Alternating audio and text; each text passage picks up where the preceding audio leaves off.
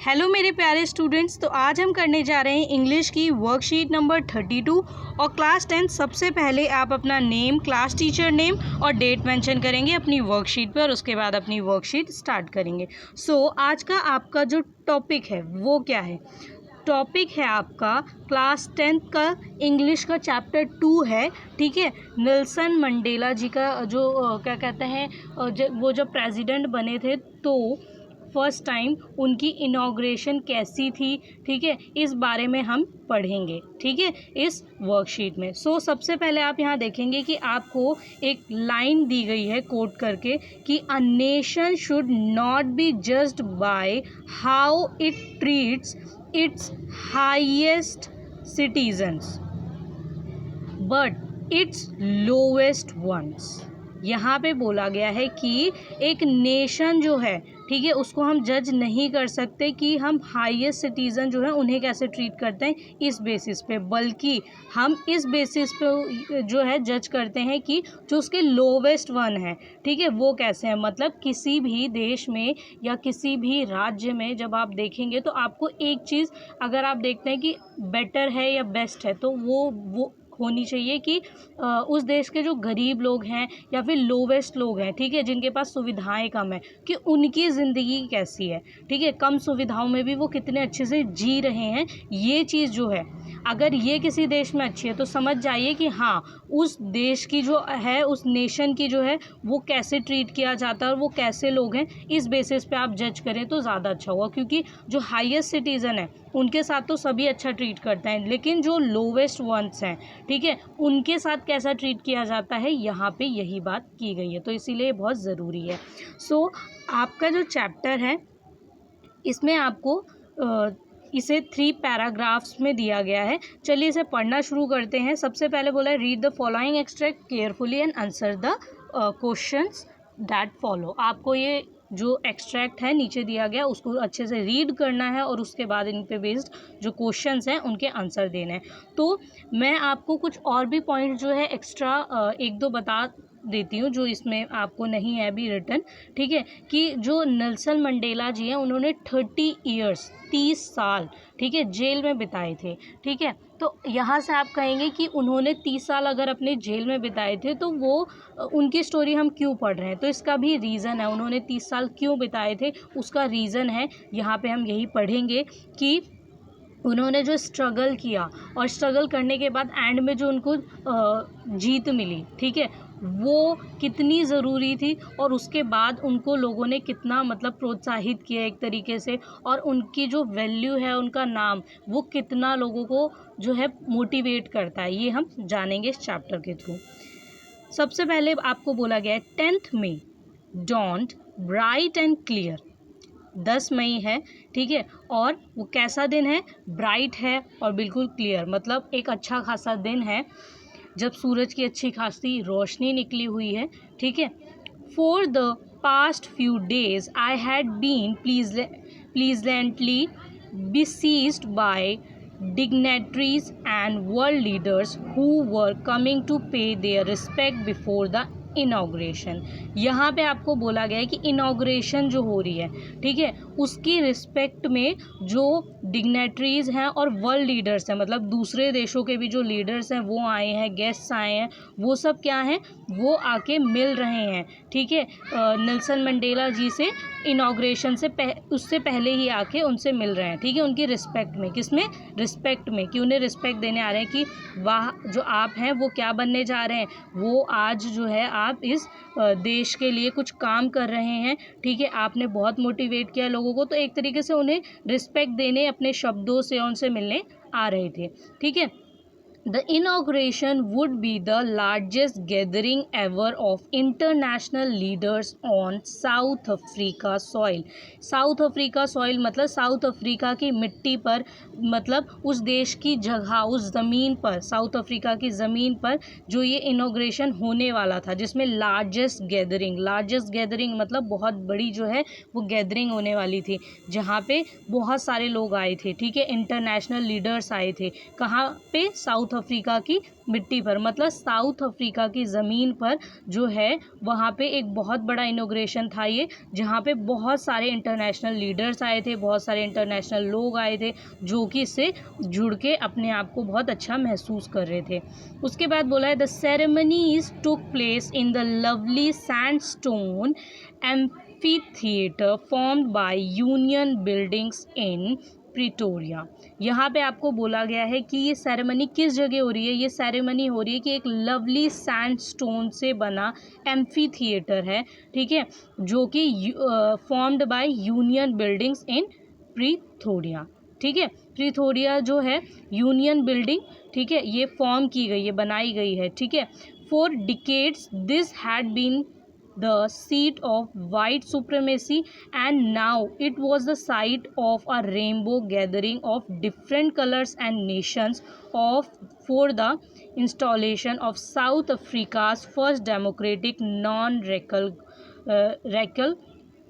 Government. तो यहाँ पे आपको बोला गया है कि यहाँ पे अब जो है एक रेनबो जो है, रेनबो यहाँ पे क्यों बोला गया, इसका मतलब ये है कि अब सभी तरीके के लोग, चाहे वो हाई क्लास हो, लो क्लास हो, किसी भी कलर के हों, ठीक है, वो सब जो हैं उनको सुप्रीमेसी मिलेगी, ठीक है, एक तरीके से वो सब आज़ाद रह सकते हैं, ठीक है, यहाँ पे कोई भेदभाव नहीं होगा। अब सबके लिए एक तरीके से साउथ अफ्रीका में क्या डेमोक्रेसी जो है वो यहाँ पे स्थापित की जाएगी, ठीक है। ये आपको यहाँ पे चैप्टर में बताया गया है, क्योंकि उस वक्त था क्या कि वहाँ पे जो गवर्नमेंट थी वो कलर के बेसिस पे चलती थी, ठीक है, कि जो लोग ब्लैक पीपल थे, ठीक है, उन्हें जो है सरकार का भाग नहीं बनाया जाता था, उन्हें साइड कर दिया जाता था, ठीक है। जो वाइट पीपल होते थे सिर्फ उन्हीं की गवर्नमेंट चलती थी।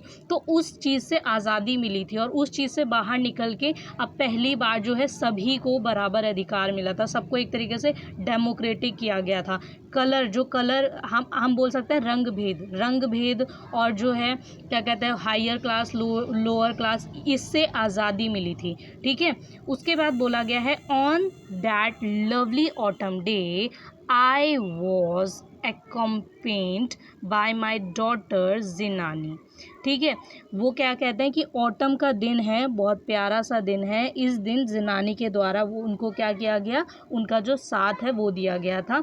On the podium mister de Klerk was first sworn in as second deputy president, then Thabo Mbeki was sworn in as first deputy president. When it was my turn, I pledged to obey and unfold the Constitution and to devote myself to the well-being of the Republic and its people। यहाँ पे बोला गया है कि एक बहुत प्यारा सा दिन है, ऑटम का दिन है, जिस दिन उनकी जो बेटी हैं, ठीक है, उन्होंने उनका साथ दिया, ठीक है। पोडियम पे सबसे पहले मिस्टर डी क्लर्क जो हैं वो आए, ठीक है, जिन्होंने सबसे पहले first sworn in as second deputy president, ठीक है, सेकेंड डिप्टी प्रेसिडेंट वो थे, ठीक है। तो उन्होंने जो है एक तरीके से सब लोग जो आके अपनी जैसे स्पीच देते हैं ना, आप देखते हैं कि जब आपकी कोई नई गवर्नमेंट आती है तो सभी जितने भी मिनिस्टर्स होते हैं या जितने भी नेता होते हैं, आप देखते हैं कि वो आते हैं और उसके बाद क्या करते हैं, अपनी स्पीच देते हैं और शपथ ग्रहण होता है ना एक तरीके से। तो यहाँ पे भी ऐसे ही जो है सब आ रहे हैं, ठीक है।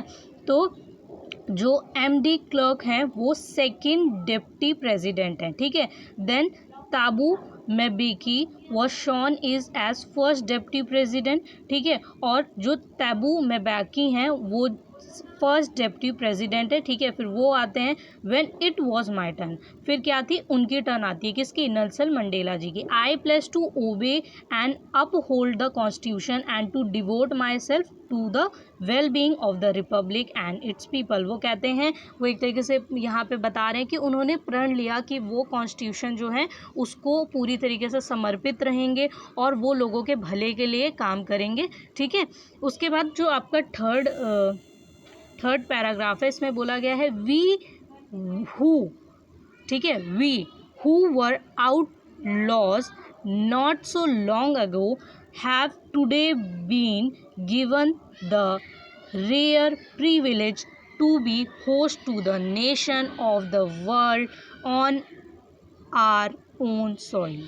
यहाँ वो कहते हैं वी, ठीक है, वो ये नहीं कहते आई, वो कहते हैं वी मतलब हम, ठीक है। We who were outlaws, मतलब यहाँ पे वो कह रहे हैं कि वो लोग जो एक तरीके से साइड कर दिए गए थे, ठीक है। Not so long ago have, फिर वो ये कहते हैं कि बहुत पहले की बात नहीं है, कुछ वक्त पहले की ही बात है कि have today been given the rare privilege to be host to the nation of the world on our own soil, अपनी ही मिट्टी पे खड़े होके अब वो क्या है, अब वो एक तरीके से लोगों को जो है उनका पार्ट बन पा रहे हैं, ठीक है, और लोगों की जो बात है उसे सामने रख पा रहे हैं, ठीक है। एक तरीके से वो ये बताना चाहते हैं कि वो लोग जिन्हें एक साइड कर दिया गया था, आज वो जो है वो खड़े होकर अपनी बात जो है वो कह पा रहे हैं, ठीक है, उनका यहाँ पे ये मतलब है।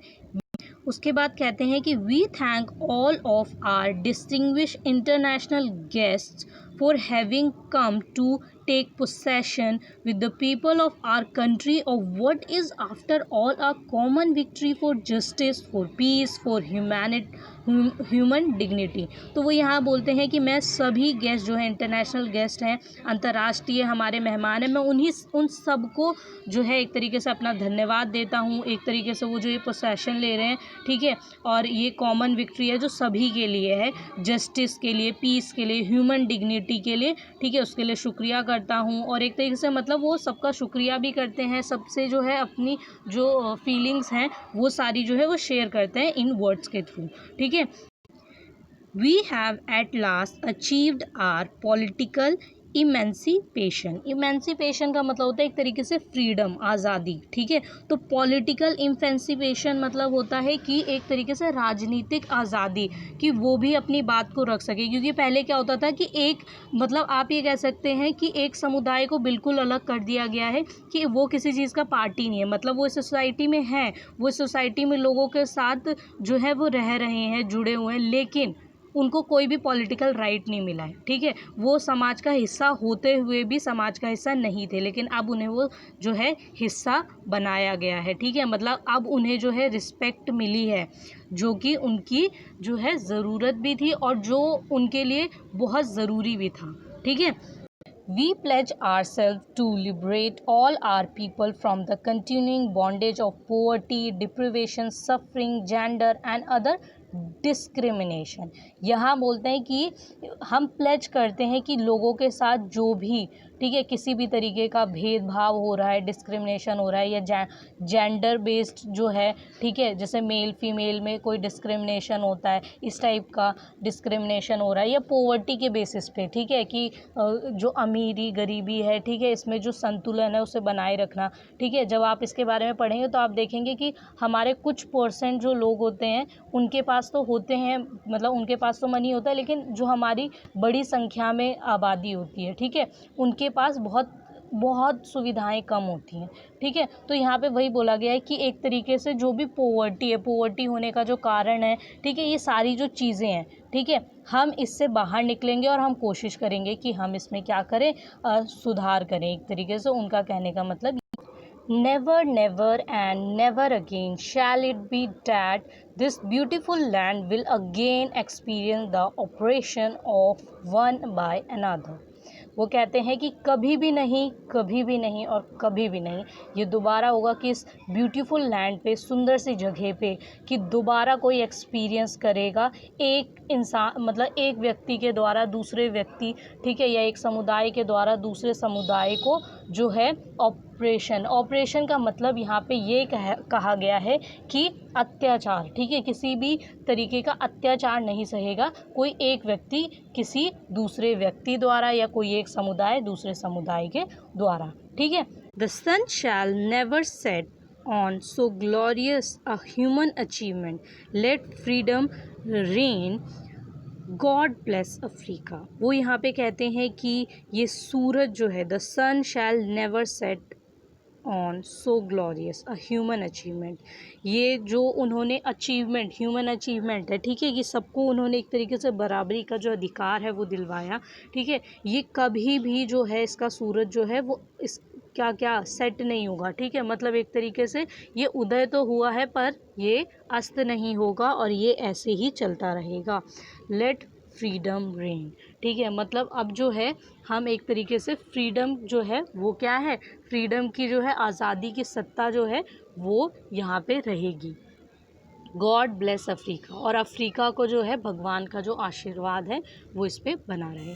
सो आज के आपके जो क्वेश्चन आंसर हैं, जो क्वेश्चन आंसर दिए गए हैं आपको वो भी एक बार देख लेते हैं और समझ लेते हैं। आंसर द फॉलोइंग क्वेश्चंस, आपको जो कुछ क्वेश्चंस दिए गए थे वर्कशीट पे उनको मैंने क्वेश्चंस के साथ जो है आंसर यहाँ पे रिटन फॉर्मेट में आपको प्रोवाइड करवाया। तो पहला जो क्वेश्चन है वो है who were coming before the inauguration, inauguration से पहले कौन आए थे।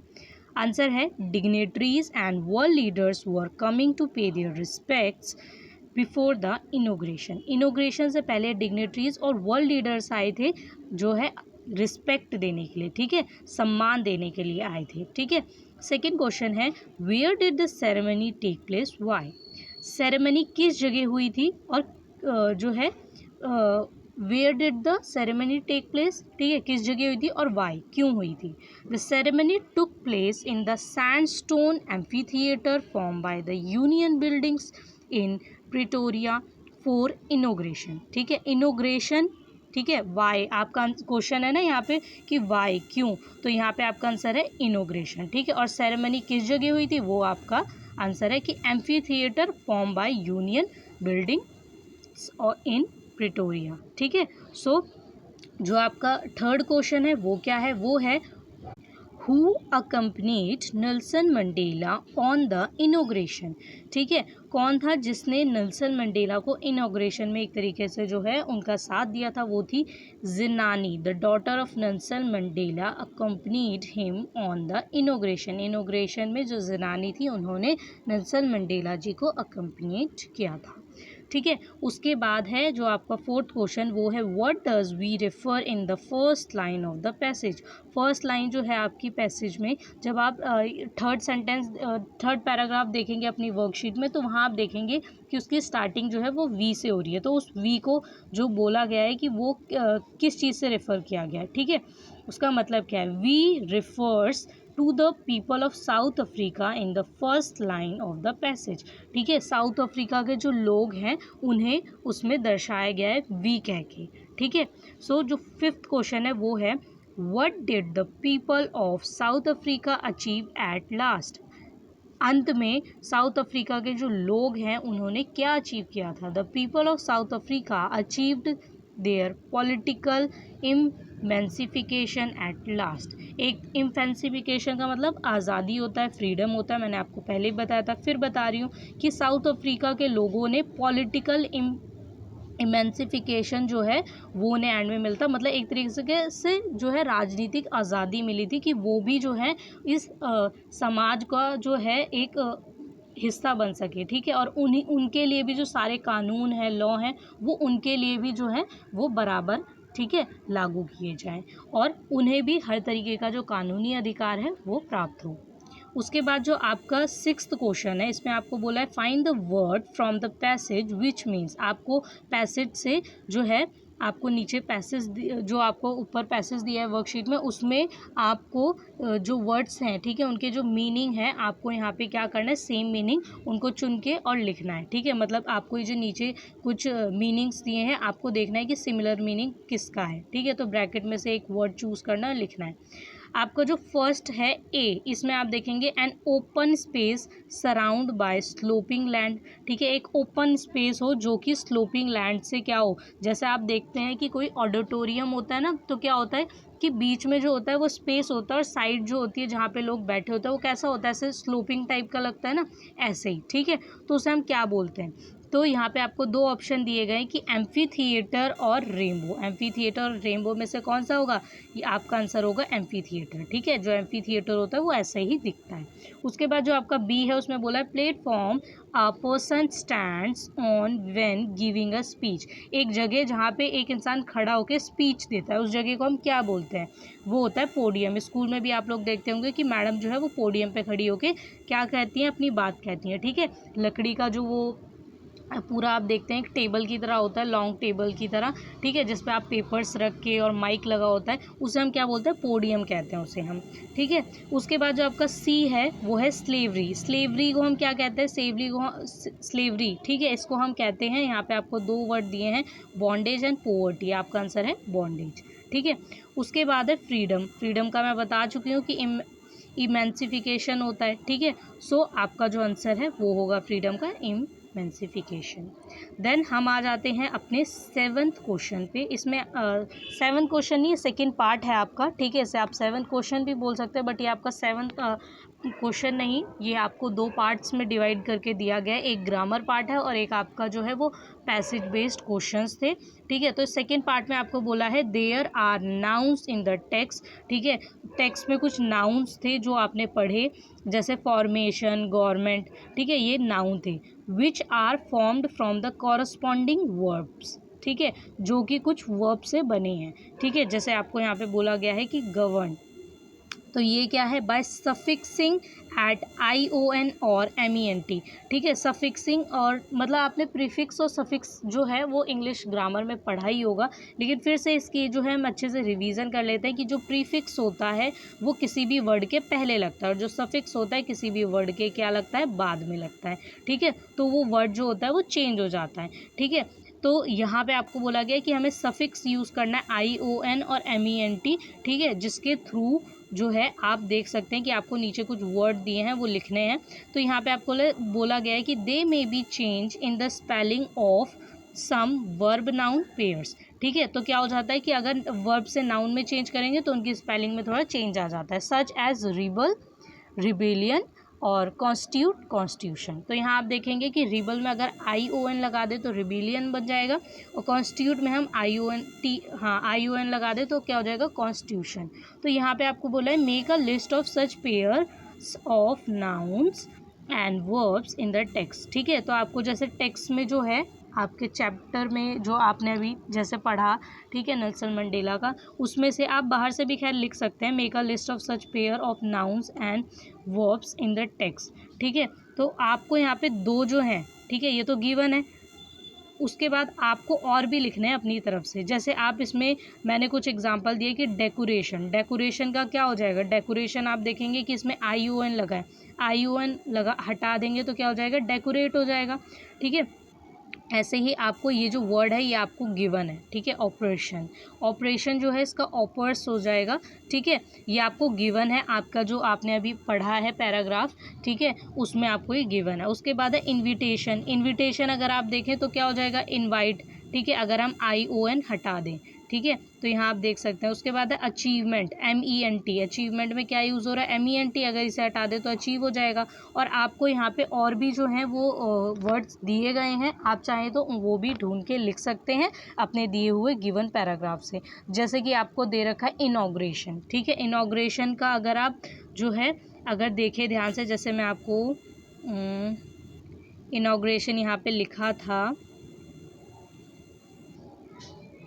जी, अगर आप इसका ION लगा हटा देंगे तो क्या हो जाएगा, इनऑग्रेट, और वरना क्या हो जाएगा, इनॉग्रेशन। तो यहाँ पे क्या हो गया, आपका जो वर्ड है वो चेंज हो गया ना। सो यहाँ से हमने क्या समझा, यहाँ से हमने समझा कि हमें जो है ION सफिक्स लगा के जो है एक न्यू वर्ड बन जाता है। मतलब वो क्या होता है कि अगर हम ION लगा देंगे तो वो नाउन बन जाएगा, और वरना वो क्या होगा, वो वर्ब होगा, ठीक है। So thanks for watching this video. Okay, bye bye students.